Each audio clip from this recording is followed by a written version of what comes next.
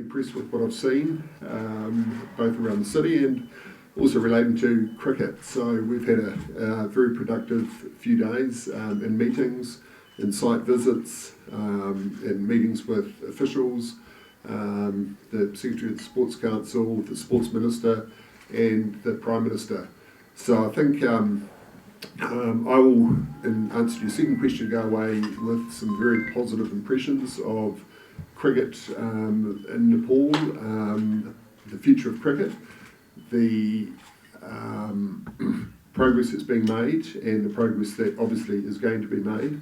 So I'm pleased to say that I can go back to the ICC, as I say, with a very favourable set of reports, which will both be for the benefit of the Cricket Association of Nepal, but also for the benefit of the ICC. The ICC is looking to grow the game globally. We're looking at both regions and members that will help support that growth, and quite clearly this country and this organisation falls into that category. They're an obvious place for the ICC to provide support to help to continue to grow the game. I think the most important message that came out of the meeting with the Prime Minister, and it was probably reiterated in the meeting with the Sports Minister as well, is that we are all aligned around developing cricket within the country. If we can continue to collaborate and cooperate with each other, and that's really across all the organisations that are interested in cricket. Obviously, first and foremost, the Cricket Association of Nepal, the ICC, the Sports Council and the Government Ministry. So the Prime Minister very much supported that view.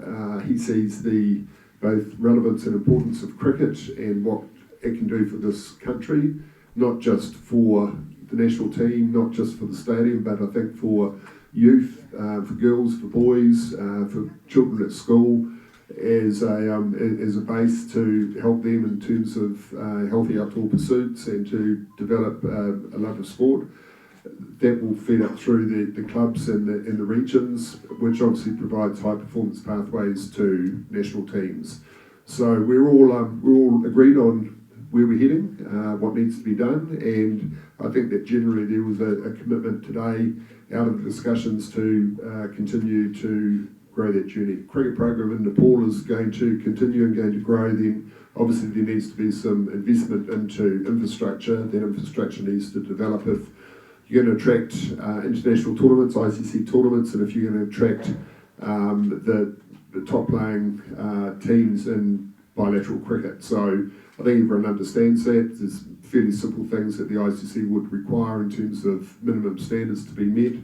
They relate to things like lights, practice facilities, high performance areas, player management and official areas, media and broadcast facilities. So there's some work to be done on the stadia infrastructure to get it to that level.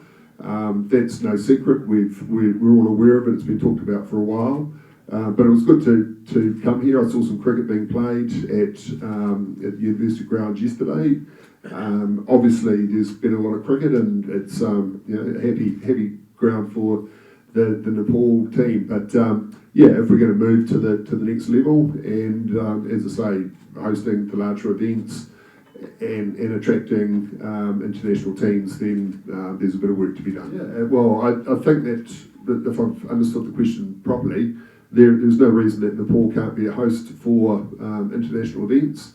You're developing not just one stadium or venue, but others. I didn't have the opportunity or the pleasure of being able to go further out in the country, but I understand that there's development taking place across other venues. So I've no doubt that Nepal, with a bit of time, will be in a position to host international events. In terms of neutral venues, I'm not quite sure what you're asking, but I would hope that Nepal will have a fairly healthy program, be able to invite and host international teams in its own right. As I said in my first response, a little bit of work to be done around infrastructure development, but the plan's in place, and everyone knows what needs to be done. In all seriousness, the ICC has a membership criteria. Any emerging country is entitled to make application if they feel that they meet that criteria. So It's not a case of the ICC deciding that they're going to admit more members into full membership and give them test playing status. It's really up to the individual members to prepare themselves in terms of the application that they might make to ensure that it complies with the ICC's criteria. If it does, then just like Afghanistan, just like Ireland of recent times, they will be made up as full members. So I guess the message out of that would be that any member that thinks that they have the necessary qualifications, that they've prepared themselves and are able to fulfil full membership criteria, should be getting ready to make an application. One of you, I've really appreciated the time and effort that the board and the management team have made to make me feel welcome, to show me around, to give me a very transparent and candid view of what they're doing in cricket, what their plans and aspirations are.